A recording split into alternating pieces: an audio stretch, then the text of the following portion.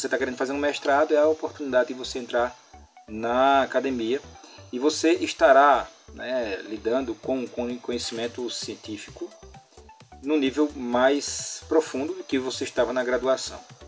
E quando se fala de mestrado, é importante que a gente tenha um segundo idioma. No caso, o inglês é o idioma universal da ciência. Agora, se você quiser ficar dependendo de tradutor, de ChatGPT, aí, sinceramente, problema seu. Se você quiser continuar na carreira acadêmica e não quiser ficar escravo, dependente dessa muleta que é o tradutor, você vai ter a oportunidade, durante o mestrado, de aprender o inglês, principalmente. E a recomendação que eu dou, basicamente, é que você não se acomode com os tradutores. Claro, no início, quando não se sabe nada, você vai ficar recorrendo aos tradutores. Mas a ideia é que você se liberte dessas ferramentas e aos poucos vá enriquecendo seu vocabulário, vai melhorando a sua capacidade de leitura, para que você comece já a pegar artigos científicos e comece já a fazer uma leitura mais fluente, sem ficar dependendo de tradutor. Uma coisa que eu percebi, né, com essa nossa caminhada de aprendizado de idiomas, é que o inglês da escola, ele nunca nos ensina, porque a gente passa todos os anos de vida escolar trabalhando apenas com a sintaxe, então com a forma de montar as frases, etc. Mas o vocabulário fica pobre. Então o que a gente precisa fazer é enriquecer o vocabulário. Como é que eu costumo fazer isso? Eu costumo utilizar um caderninho. Palavras novas eu vou anotando um caderninho à mão mesmo, eu vou anotando as palavras novas e assim eu consigo assimilar essas novas palavras. A depender da sua área de pesquisa, alguns termos eles vão se repetir. Então, quando você começa a assimilar esse vocabulário novo, esses termos vão ficando mais familiares, de modo que você vai chegar ao ponto de ler um artigo científico sem muita dificuldade.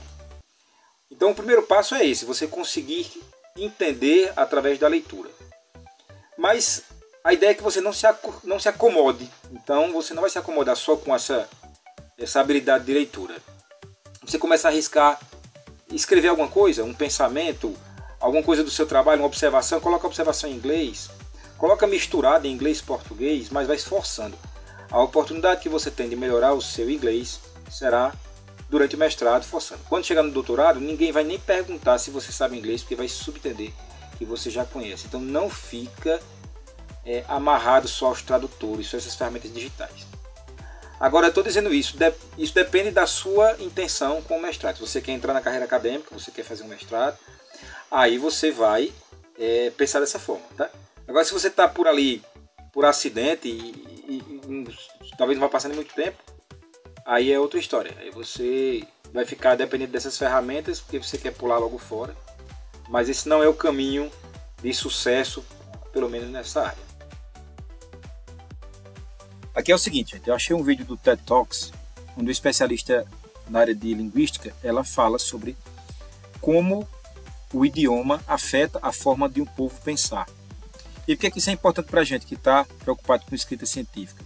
Porque quando você vai escrever, às vezes você escreve um artigo científico, você vai descrever uma ideia, aí você submete aquilo para um periódico, para uma revista, e o revisor às vezes faz uma série de observações que você olha, cara, eu fui claro e tal, e como é que o cara ainda reclamou isso aqui, como é que ele pediu para esclarecer isso?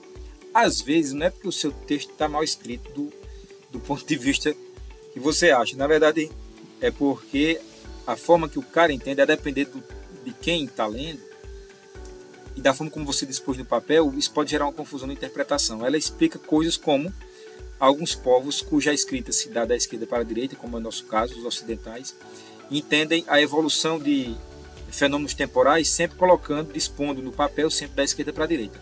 Já povos que escrevem da direita para a esquerda, como os orientais, eles disporão no gráfico a evolução temporal de um fenômeno da direita para a esquerda. Então veja, só isso já muda.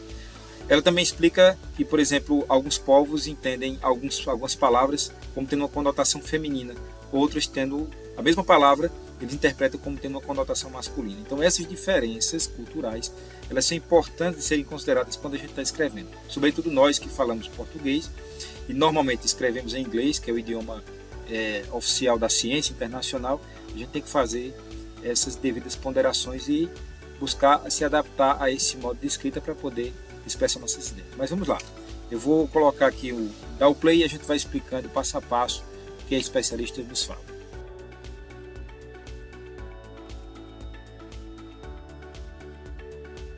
That begs the question, does the language we speak shape the way we think? Now, this is an ancient question. People have been speculating about this question for forever. Charlemagne, Holy Roman Emperor, said to have a second language is to have a second soul. Strong statement that language crafts reality. But on the other hand, Shakespeare has Juliet say, "What's in a name? A rose by any other name would smell as sweet." Well, that suggests that maybe language doesn't craft reality. These arguments have gone back and forth for thousands of years. But until recently, there hasn't been any data to help us decide either way. Recently, in my lab and other labs around the world, we've started doing research, and now we have actual scientific data to weigh in on this question. There are also really big differences in how people think about time. So here I have... Tá, ela faz a introdução, né, da sua palestra, e eu tô aí com Carlos Magno. Ele fala que tem uma segunda língua, é ter o segunda alma. E já observou que quando você está falando outro idioma, até sua voz muda, né? Porque alguns idiomas algumas línguas requerem que você utilize as cavidades vocais de forma diferenciada e a voz da gente muda, né? Quando eu estou falando inglês, fica um pouco mais nasal. E, inclusive é uma dica para quem tem dificuldade com pronúncia, procurar falar parecido com o nativo, né? Nesse aspecto da expressão, até da entonação de voz. Isso ajuda bastante, até no português, né? Quando você fala alguma coisa, eu vou aí você vai, quer dizer, a palavra é vai, mas a entonação que você colocou está dizendo que você está sendo irônico. Então isso nos outros idiomas também acontece em fenômenos parecidos. Ela vai falar aqui da disposição de informações temporais de acordo com o idioma. Vê lá. Pictures of my grandfather at different ages. And if I ask an English speaker to organize time, they might lay it out this way, from left to right. This has to do with writing direction. If you were a speaker of Hebrew, Arabic, you might do it going in the opposite direction, from right to left. Entendeu? Então, ela fala que o avô dela, tem várias fotos dele aí, em várias diversas idades, e ela, como ocidental, assim como nós também faríamos, né, colocaríamos à disposição das idades dele da esquerda para a direita. Então, a foto dele bebê à esquerda e ele mais idoso à direita. Um falante de árabe, por exemplo, tenderia a fazer isso da direita para a esquerda. Significa que quando você pegar um artigo científico escrito por um árabe e estará dessa forma? Não necessariamente, porque eles também já entenderam isso e se adaptaram à forma de disposição padrão do inglês, né? Então o inglês, como é uma língua, né, falada por ocidentais, isso aí tem a ver com colonização e tal, mas a gente não vai chegar nessa questão, mas enfim. Como o padrão é o inglês expondo as ideias da esquerda para a direita, eles supõem que eles já tenham se adaptado também a essa realidade. Mas isso é bom a gente saber, porque quando você às vezes pega um artigo ou uma patente escrita por um falante de outro idioma, às vezes tem umas ideias que ficam estranhas, elas ficam dispostas no papel, um gráfico ao contrário, e a gente tem uma dificuldade de expor isso.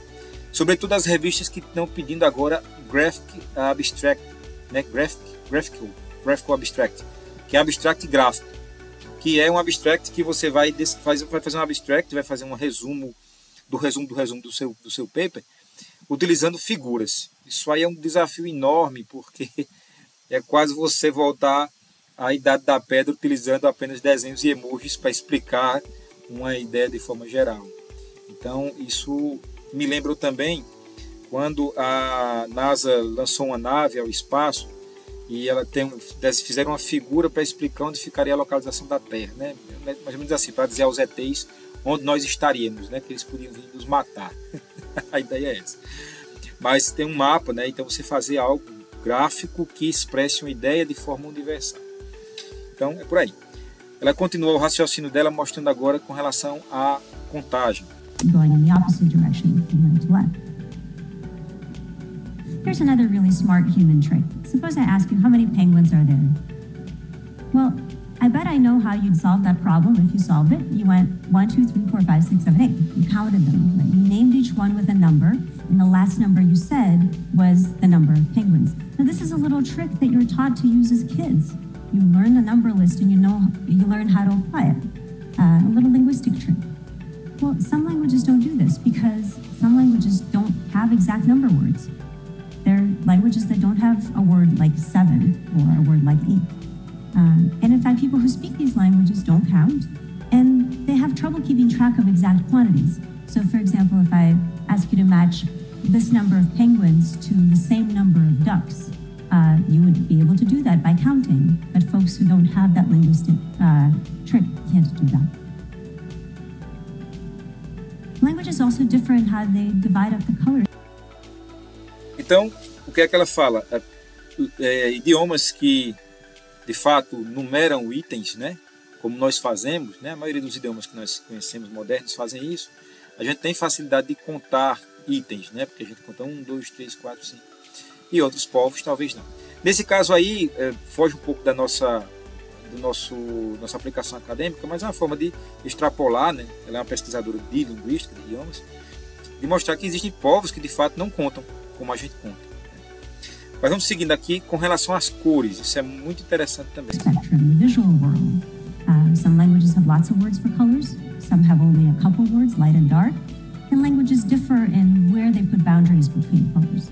So, for example, in English, there's a word for blue that covers all of the colors that you can see on the screen. But in Russian, there isn't a single word. Instead, Russian speakers have to differentiate between light blue, голубой, and dark blue, синий.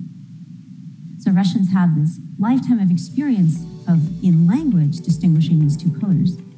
When we test people's ability to perceptually discriminate these colors, what we find is that Russian speakers are faster across this linguistic boundary. They're faster to be able to tell the difference between a light and a dark blue. But when you look at people's brains as they're looking at colors, say you have colors shifting slowly from light to dark blue, the brains of people who use different words for light and dark blue will give a surprise reaction as the colors shift from light to dark, as if, ooh, something has categorically changed. Então observe a sutileza, né, dos falantes de um idioma, no caso russo, que coloca essa diferenciação das cores. Assim como nós no português também, né? Verde claro, verde escuro, o azul, vários nomes para o azul, vários nomes para o verde. Então, quando você vai expressar uma ideia, digamos que eu tenha um gráfico, e esse gráfico utiliza cores, né? Como é que eu vou dizer em inglês? Que aquela coloração de azul, por exemplo, ela corresponde à intensidade ou variação de temperatura de um dado fenômeno. Então eu tenho que levar em consideração que eu não posso dizer assim, o azul mostra frio e o vermelho mostra calor. Eu tenho que dizer que existe um grau de intensidade daquela cor, né, daquela matiz de cores que tem a ver com a temperatura. Isso não significa dizer que o falante de inglês ele é mais burro, ele não entende. Não, é só uma forma diferente, né, do falante daquele idioma entender aquilo ali. Lembrando que você escreve em inglês não para inglês, você escreve em inglês para o mundo. Então vai ter algum chinês que vai ler aquilo ali, vai ter alguém lá no Iraque que vai ler o seu trabalho. Quando você só tem noção disso quando você submete um trabalho no periódico internacional, o alcance que isso tem. Então, claro que os cientistas mais experientes eles já sabem de tudo isso que eu estou falando. Mas é importante que você, iniciante, saiba que quando você vai escrever para um periódico, os periódicos observarão também esses aspectos. Continuando. Whereas the brains of English speakers, for example, that don't make this categorical distinction, don't give that surprise, because nothing is categorically changing. This is one of my favorites. Lots of languages have grammatical gender. So every noun gets assigned a gender, often masculine or feminine, and these genders differ across languages. So for example, the sun is feminine in German, but masculine in Spanish, and the moon the reverse. Could this actually have any consequence for how people think? Do German speakers think of the sun as somehow more female-like and the moon somehow more male-like? Actually, it turns out that's the case. So if you ask German and Spanish speakers to, say, describe a bridge, like the one here, bridge happens to be grammatically feminine in German, grammatically masculine in Spanish. German speakers are more likely to say bridges are beautiful, elegant, and stereotypically feminine words, whereas Spanish speakers will be more likely to say they're strong or long, these masculine words.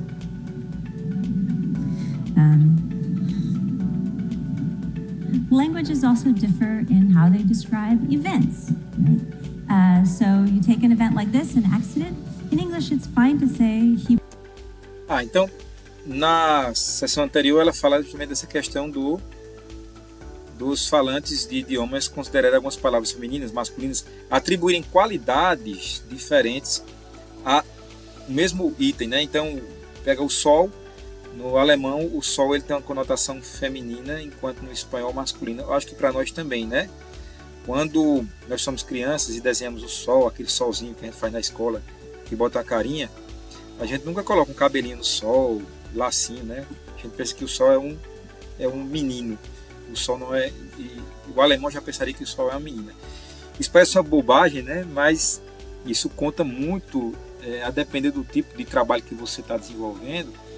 Porque se você for fazer no seu texto alguma analogia, né, de uma característica de algum ser, utilizando em outro idioma, você vai ter que considerar também esses fatores. Ou, para você fugir dessa discussão filosófica, você tentar ser o mais objetivo possível para evitar esse tipo de confusão.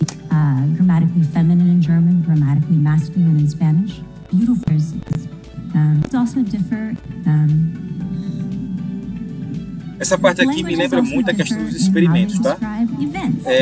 Você sempre a gente diz que o experimento foi feito, tal coisa aconteceu, dá a impressão, para nós brasileiros, dá a impressão que a coisa aconteceu por si só. A gente sabe que alguém fez, né? Mas no inglês é interpretado de uma forma diferente. So you take an event like this, an accident. In English, it's fine to say he broke the vase. In a language like Spanish, you might be more likely to say the vase broke or the vase broke itself. If it's an accident, you wouldn't say that someone did it. In English, quite weirdly, we can even say things like, I broke my arm. Now, in lots of languages, you couldn't use that construction unless you are a lunatic and you went out looking to break your arm and you succeeded, right? If it was an accident, you would use a different construction. Language can have big effects, like we saw with space and time, where people can lay out space and time in completely different coordinate frames from each other. Language can also have really deep effects. That's what we saw with the case of number. Having count words in your language, having number words, opens up the whole world of mathematics. Of course, if you don't count, you can't do algebra. You can't do any of the things that would be required to build a room like this or make this broadcast, right? This little trick of number words gives you a stepping stone into a whole cognitive realm. Language can also have really early effects, what we saw in the case of color. These are really simple, basic perceptual decisions. We make thousands of them all the time, and yet language is getting in there and fussing even with these tiny little perceptual decisions that we make. Language can have really broad effects. So the case of grammatical gender may be a little silly, but at the same time, grammatical gender applies to all nouns. That means language can shape how you're thinking about anything that can be named by a noun.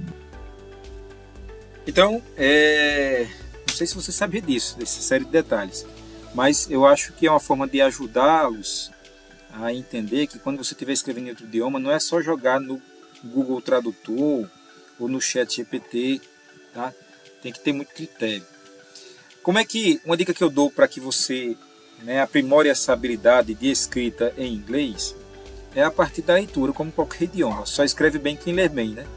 Então, a ideia é que você leia bastante os artigos científicos da sua dissertação, da sua tese, porque aí você vai assimilando o estilo de escrita e a partir disso você começa a replicar aquele estilo de escrita.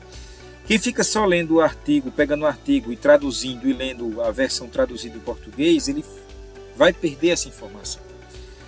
Então, à medida que você vai aprimorando a sua proficiência no idioma, é importante que você comece a ler os artigos só em inglês, para ajudar você a pensar em inglês. E à medida que você vai avançando, você vai começar a escrever em inglês como um falante de inglês. E aí isso vai facilitar muito a sua forma de expressar as ideias, tá certo? O link desse TED Talks completo eu vou deixar na descrição do vídeo do nosso canal no YouTube. Por falar em canal, pedir a vocês também uma ajuda, gente. A gente está precisando de inscritos. O canal tem pouquíssimos inscritos para o padrão que o YouTube pede, e é importante essas inscrições para a gente expandir essas ideias nossas. Então, clica lá em se inscrever, na notificação, nas notificações, tá? E à medida que eu for fazendo os vídeos, eu vou postando aqui com mais frequência. Um abraço a todos. Obrigado.